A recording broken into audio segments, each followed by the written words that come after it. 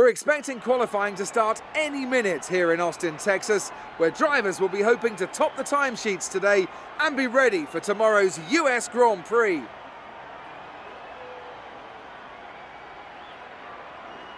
I was looking at some highlights of previous races here, and the one thing that really stood out to me was the run down to turn 1. It's not an easy one to navigate as everyone is scrapping to get into there first. It's the scene of many incidents as drivers jostle for position. You have to make a choice between going for it and self-preservation. There's no point in going in hot if you don't come out intact the other side. Even if you're at the front, you will be worrying about the guys behind you.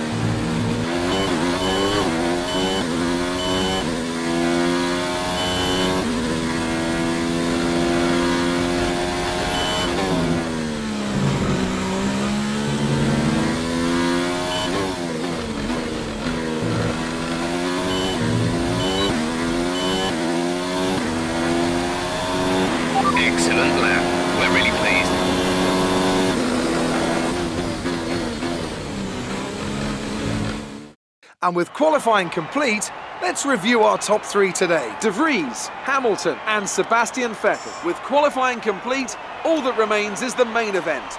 Solid result. You're looking good for the race.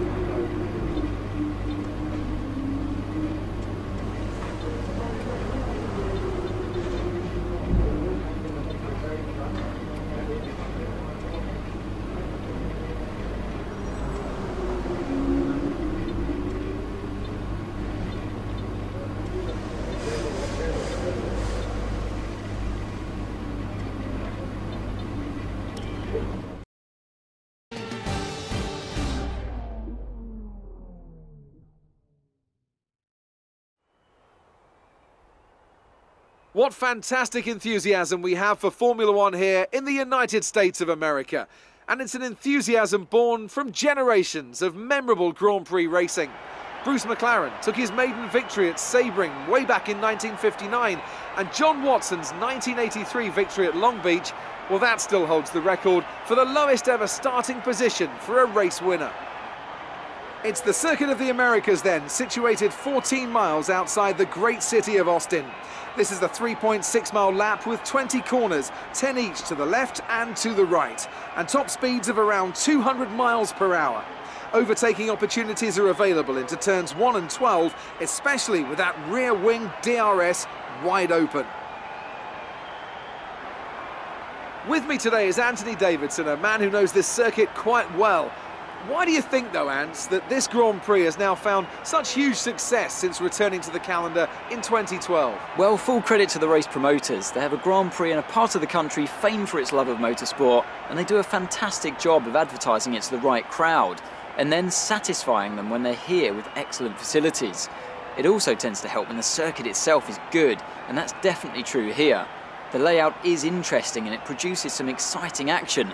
Hosting a thrilling title decider like we had in 2015 wouldn't hurt either, so the pressure's on then to maintain that kind of quality here today. With the race minutes away from starting, here's what today's grid rundown looks like. De Vries lines up on pole position, and Lewis Hamilton completes the front row. As we continue through the rest of the grid today, we have Vettel, Verstappen, Lando Norris, and Raikkonen, Magnussen, Ricciardo, Perez, and Romain Grosjean. Leclerc, they've taken a grid penalty. Sainz, George Russell, and Giovinazzi. Stroll, Gasly, Robert Kubica, and Alexander Albon. Hülkenberg and Daniel Kvyat completes the grid. And with lights out just moments away, it's time to go down to the track.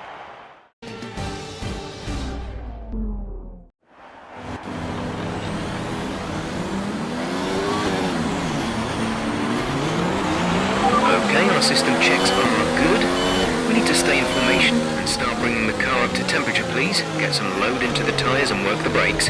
We want them nice and warm by the end of the lap.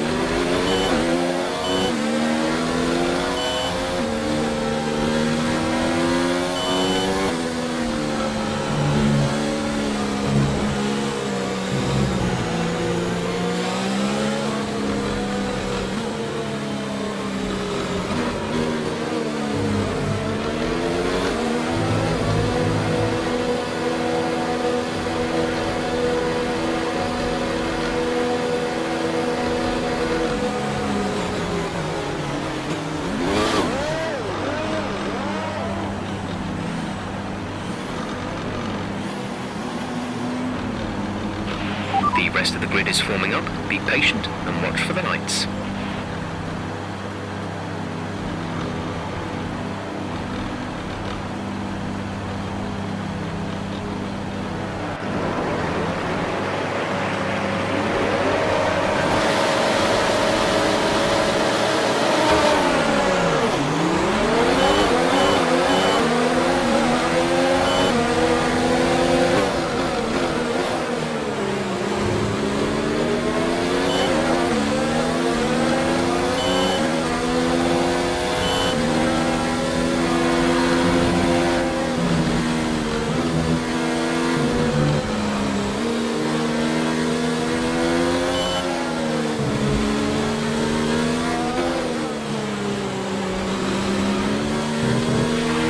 That's a strong start. Well done.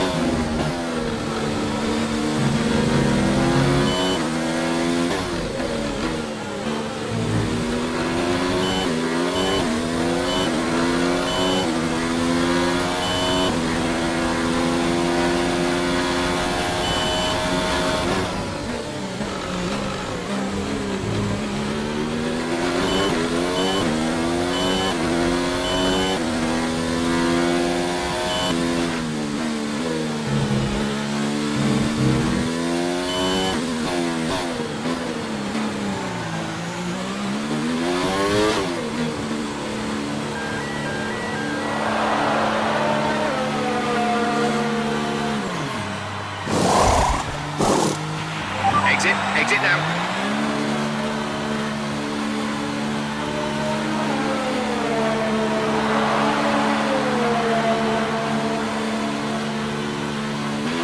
That was our last stop. No more scheduled pit stops.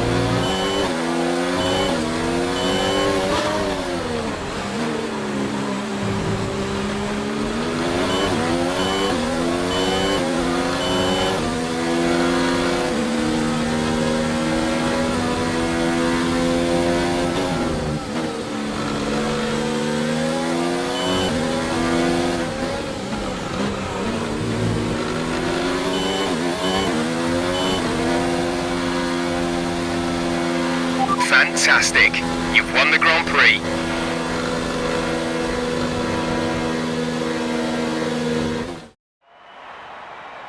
Yet another historic win under their belts. Well done to the team at Mercedes. Anthony Davidson, what helped them deliver this result, do you think? I think a large part of the result comes down to temperament. They were able to keep their heads when everyone around them was losing theirs, and that's allowed them to get the best out of the car, to maximise the strategy and to stay out of trouble.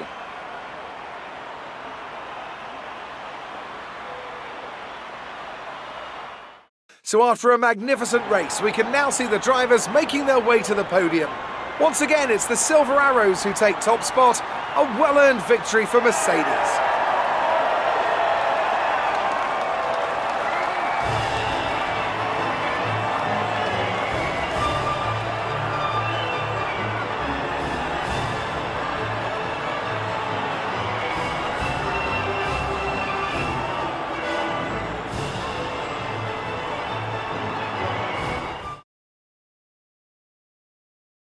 And now let's take a look at the drivers' standings. It wasn't the best weekend for our championship leader, and their advantage at the top has been reduced. Let's focus on the driver of the day. Anthony Davidson, who do you pick? It's an interesting one today. On balance, I think I have to call out Alexander Albon. A really solid drive from him today, and one that he and his team should be proud of. The Constructors' Championship may be a foregone conclusion at the moment, but regardless, let's look at the standings. It's another clear win for Mercedes as they managed to secure the Constructors' title. An incredible performance for the whole team. It was also a strong Grand Prix from Haas F1 this weekend. Fantastic work from the American team to move themselves further. Great work this weekend. It was fantastic to see you up on that podium.